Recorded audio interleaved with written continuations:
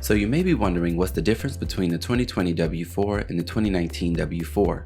The significant difference between the two forms is that in Form W-4 2020, instead of claiming withholding allowances, employees can claim dependents and other deductions to reduce federal income tax. Also, choosing the new form reduces complexity and makes sure that your employees' withholding is done simpler with more accuracy and transparency. While the new form is quite similar to the old one in design, it replaces complicated worksheets with more straightforward questions that make withholding calculations accurate and easier for employees. But there is something you must note. Only new hires as of January 1st, 2020, and employees with changes in their withholdings must submit the 2020 Form W-4. Otherwise, employers can retain the 2019 W-4 of employees. And the best part? 123 Pay Stubs supports both the 2019 and 2020 forms.